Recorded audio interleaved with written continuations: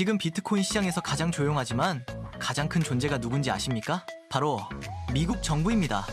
현재 미국 정부가 들고 있는 비트코인이 약 32만 8천 개, 가치로는 220억 달러가 넘습니다. 이 정도면 웬만한 글로벌 대형 기관보다 더 큰 수준입니다. 그런데 더 놀라운 건 이걸 투자해서 모은 게 아니라는 겁니다. 대부분이 해킹 사건, 불법 거래, 다크웹 수사 과정에서 압수된 물량입니다. 한 개씩 쌓이다 보니 어느 순간 거대한 산이 되어버린 거죠.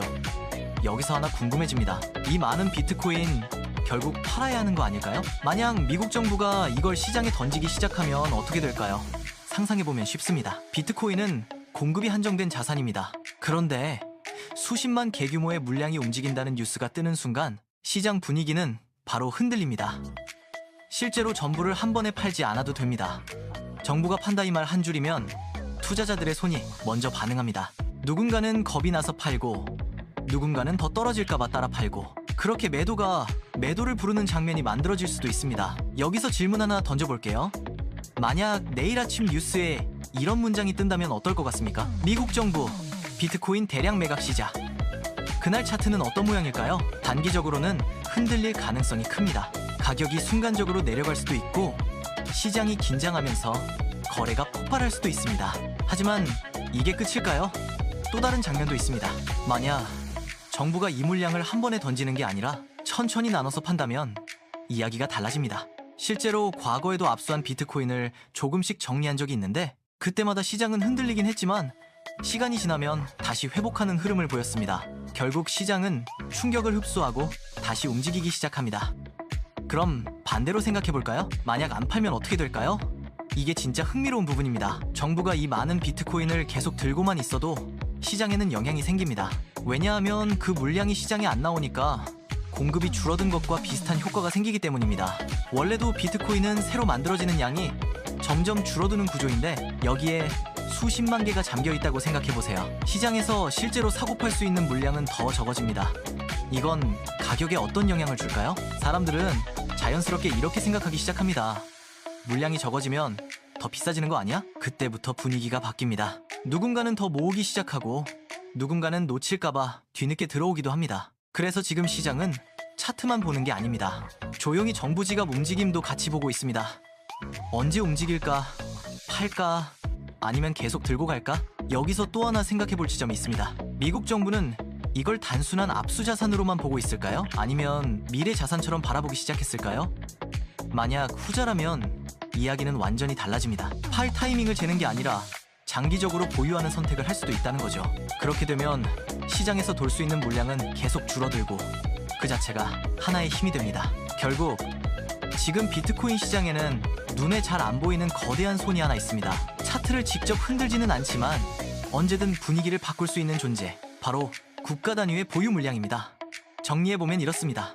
미국 정부는 이미 세계에서 손꼽히는 비트코인 보유자입니다. 이 물량이 갑자기 시장에 나오면 단기 충격이 생길 수 있고 천천히 팔면 영향은 줄어들 수 있습니다. 그리고 계속 들고만 있어도 공급이 잠기면서 또 다른 의미를 만들어냅니다.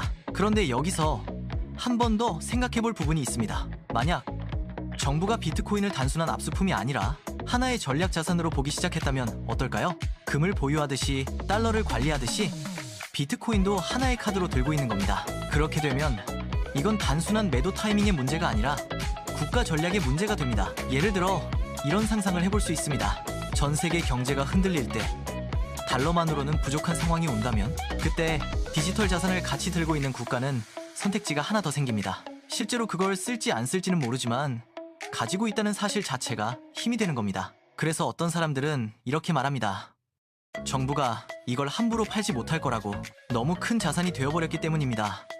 반대로 또 어떤 사람들은 이렇게 말합니다. 어차피 압수한 물건이니까 결국은 현금화하지 않겠냐고. 이 두 시선이 계속 부딪히고 있는 상태입니다. 여기서 또 질문이 하나 생깁니다. 만약 정부가 몇 년 동안 계속 안 팔고 들고만 있다면 어떻게 될까요? 시장에서는 이런 생각이 퍼지기 시작합니다. 이 물량은 당분간 안 나오겠구나. 그러면 투자 심리가 바뀝니다. 불안감이 줄어들고 오히려 장기적으로는 긍정적인 재료가 되기도 합니다. 큰 매도 물량이 사라진 것처럼 느껴지기 때문입니다. 반대로 어느 날 갑자기 이런 뉴스가 뜬다면요. 미국 정부 보유 비트코인 일부 매각 검토. 그 순간 시장은 다시 긴장합니다. 실제로 팔지 않아도 그 말 한마디만으로 분위기가 달라집니다. 가격은 숫자로 움직이지만 시장은 결국 사람 심리로 움직이기 때문입니다. 생각해보면 참 재밌는 구조입니다. 누가 뭘 샀다는 뉴스보다 누가 팔 수도 있다는 뉴스가 더 크게 움직입니다. 그만큼 이 물량은 단순한 숫자가 아니라 하나의 상징이 되어버린 겁니다. 그리고 또 하나 중요한 포인트가 있습니다. 이 많은 비트코인을 누가 들고 있느냐에 따라 시장 해석이 완전히 달라집니다. 개인이 들고 있는 것과 기관이 들고 있는 것과 국가가 들고 있는 건 무게감이 다릅니다. 국가는 쉽게 움직이지 않는 존재이기 때문에 한번 방향을 정하면 그 영향이 길게 이어질 수 있습니다. 그래서 지금 시장 참여자들은 단순히 가격만 보는 게 아니라 뉴스 한 줄에도 예민하게 반응합니다. 정부 지갑이 움직였다는 소식, 특정 물량이 이동했다는 정보, 이런 것들이 다 신호처럼 받아들여집니다. 어쩌면 지금 비트코인 시장은 보이지 않는 긴 줄 위에서 균형을 잡고 있는지도 모릅니다. 한쪽에는 거대한 보유 물량, 다른 한쪽에는 투자자들의 기대와 불안이 같이 얹혀 있습니다. 결국 핵심은 이겁니다. 이 물량은 언젠가는 움직입니다. 오늘일 수도 있고 몇 년 뒤일 수도 있습니다. 그리고 그 움직임이 시작되는 순간 시장은 다시 한번 크게 반응할 가능성이 큽니다. 그래서 지금 투자자들이 가장 궁금해하는 질문은 여전히 하나입니다. 과연 언제 움직일까? 여러분은 어떻게 생각하시나요? 이 물량 앞으로 팔 것 같습니까? 아니면 계속 쥐고 갈 것 같습니까? 앞으로 시장에 영향을 줄 만한 흐름들 계속 쉽고 빠르게 정리해서 전해드리겠습니다. 도움이 되셨다면 구독과 좋아요 부탁드립니다.